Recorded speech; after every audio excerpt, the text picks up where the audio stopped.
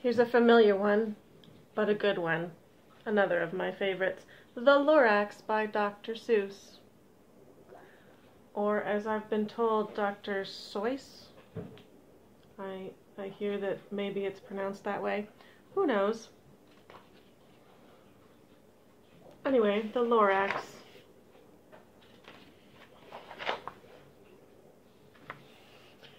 At the far end of town where the grickle grass grows, and the wind smells slow and sour when it blows, and no birds ever sing excepting old crows, is the street of the lifted Lorax.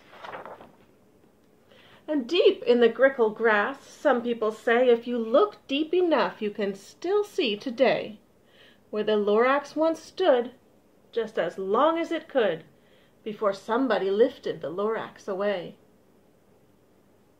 What was the Lorax, and why was it there? And why was it lifted and taken somewhere? From the far end of town where the grickle grass grows. The old Onceler still lives there. Ask him. He knows. You won't see the Onceler. Don't knock at his door. He stays in his lurkum on top of his store. He lurks in his lurkum, cold under the roof, where he makes his own clothes out of myth-muffered moof. And on special dank midnights in August he peeks out of the shutters, and sometimes he speaks, and tells how the Lorax was lifted away. He'll tell you, perhaps, if you're willing to pay.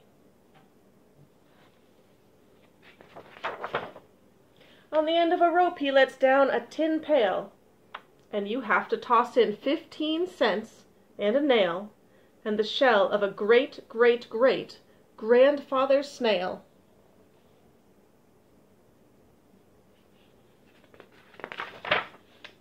Then he pulls up the pail, makes a most careful count, to see that you've paid him the proper amount. Then he hides what you've paid him away in his snub, his secret, strange hole in his grovelous glove. Then he grunts, I will call you by whispermaphone, for the secrets I tell are for your ears alone. Slop!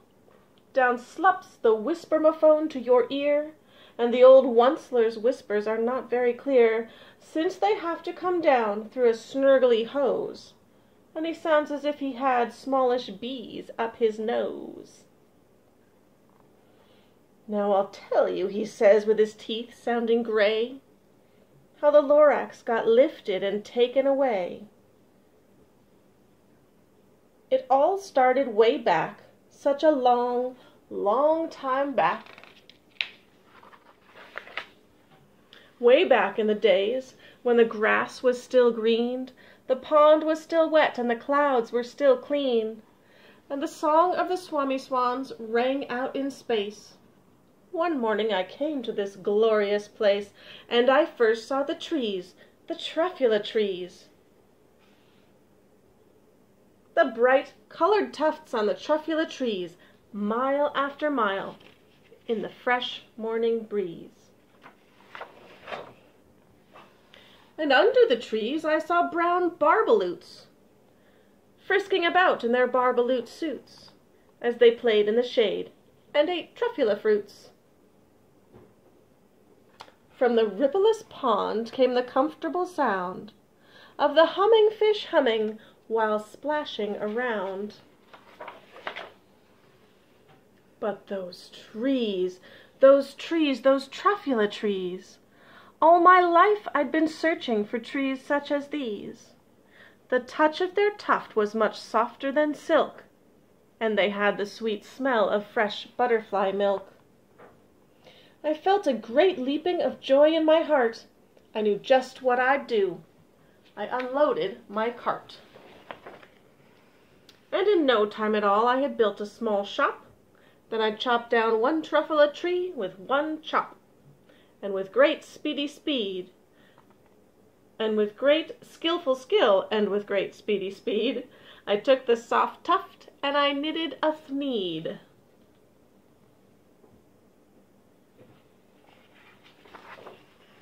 The instant I'd finished, I heard a gazump.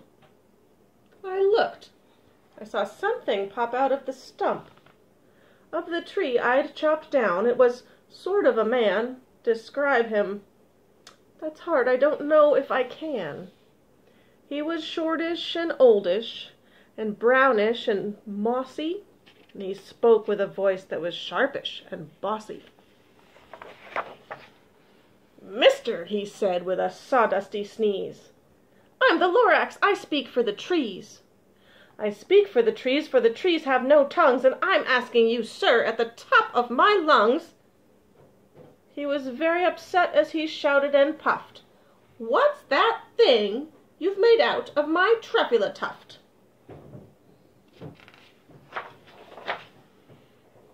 "Look, Lorax," I said, "there's no cause for alarm.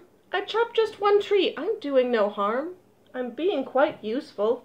This thing is a thneed. A thneed's a fine something that all people need. It's a shirt, it's a sock, it's a glove, it's a hat, but it has other uses, yes, far beyond that. You can use it for carpets, for pillows, for sheets, or curtains, or covers for bicycle seats." The Lorax said, "Sir, you are crazy with greed. There is no one on earth who would buy that fool thneed."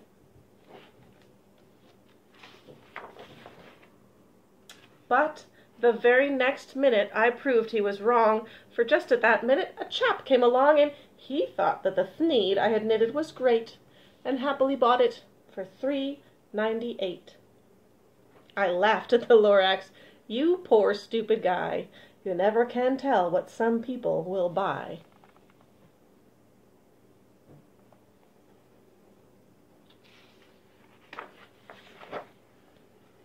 "I repeat," cried the Lorax, "I speak for the trees." "I'm busy," I told him. "Shut up, if you please." I rushed across the room, and in no time at all built a radiophone. I put in a quick call. I called all my brothers and uncles and aunts. I said, "Listen here. Here's a wonderful chance for the whole Once-There family to get mighty rich. Get over here fast. Take the road to North Nitch. Turn left at Weehawken, sharp right at South Stitch."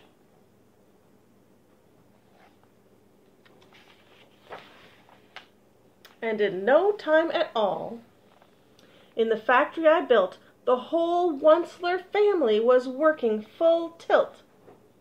We were all knitting thneeds, just as busy as bees, to the sound of the chopping of truffula trees.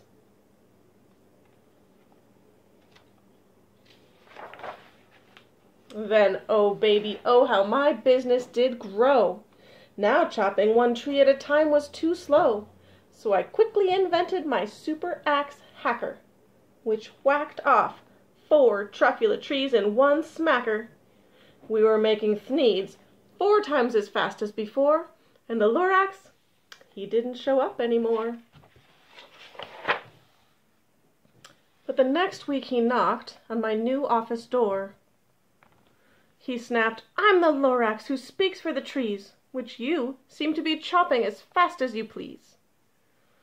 But I'm also in charge of the brown barbaloots, who played in the shade in their barbaloot suits, and happily lived eating truffula fruits. Now, thanks to you hacking my trees to the ground, there's not enough truffula fruit to go round, and my poor barbaloots are all getting the crummies, because they have gas and no food in their tummies. They loved living here, but I can't let them stay. They'll have to find food, and I hope that they may. Good luck, boys," he cried, and he sent them away. I, the Onceler, felt sad as I watched them all go. But business is business, and business must grow, regardless of crummies in tummies, you know. I meant no harm, I most truly did not, but I had to grow bigger, so bigger I got. I biggered my factory, I biggered my roads, I biggered my wagons, I biggered the loads. Of the thneeds I shipped out, I was shipping them forth, to the south, to the east, to the west, to the north. I went right on biggering, selling more thneeds, and I biggered my money, which everyone needs. Then again he came back. I was fixing some pipes when that old nuisance Lorax came back with more gripes. I'm the Lorax, he coughed, and he whiffed, he sneezed, and he snuffled, he snargled, he sniffed. Onceler, he cried with a gruffulous croak, Onceler, you're making such smogulous smoke. My poor swami swans, why, they can't sing a note. No one can sing who has smog in his throat.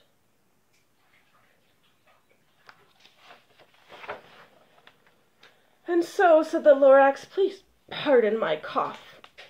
They cannot live here, so I'm sending them off. Where will they go? I don't hopefully know. They may have to fly for a month or a year to escape from the smog you've smogged up around here. What's more, snapped the Lorax, his dander was up. Let me say a few words about Gluppity-Glup. Your machinery chugs on day and night without stop, making Gluppity-Glup, also Schloppity-Schlop. And what do you do with this leftover goo? I'll show you, you dirty old Onceler man, you.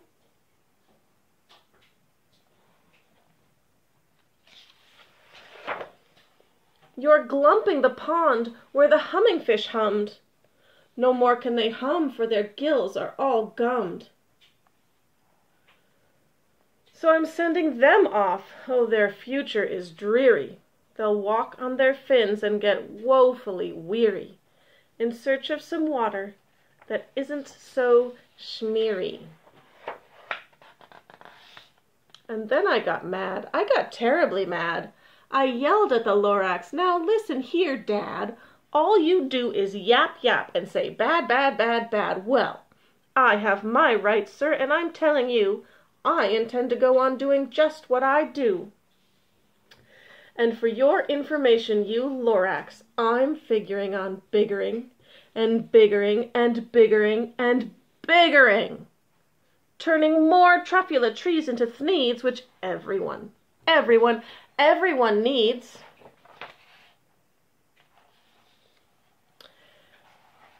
And at that very moment, we heard a loud whack. From outside in the field came a sickening smack of an axe on a tree. Then we heard the tree fall, the very last truffula tree of them all. No more trees, no more thneeds, no more work to be done. So in no time my uncles and aunts, every one, all waved me goodbye. They jumped into my cars and drove away under the smoke-smuggered stars. Now all that was left, 'neath the bad-smelling sky, was my big empty factory, the Lorax, and I. The Lorax said nothing, just gave me a glance, just gave me a very sad, sad backwards glance as he lifted himself by the seat of his pants. And I'll never forget the grim look on his face as he hoisted himself and took leave of this place, through a hole in the smog without leaving a trace. And all that the Lorax left here in this mess was a small pile of rocks with the one word, unless. Whatever that meant, well, I just couldn't guess. That was long, long ago, but each day since that day I've sat here and worried away through the years while my buildings have fallen apart. I've worried about it with all of my heart. But now, says the Onceler, now that you're here, the word of the Onceler, the word of the Lorax seems perfectly clear, unless someone like you cares a whole awful lot. Nothing is going to get better. It's not. So, "Catch!" calls the onceler. He lets something fall. It's a truffula seed. It's the last one of all. You're in charge of the last of the truffula seeds, and truffula trees are what everyone needs. Plant a new truffula, treat it with care. Give it clean water and feed it fresh air. Grow a new forest. Protect it from axes that hack. Then the Lorax and all of his friends may come back.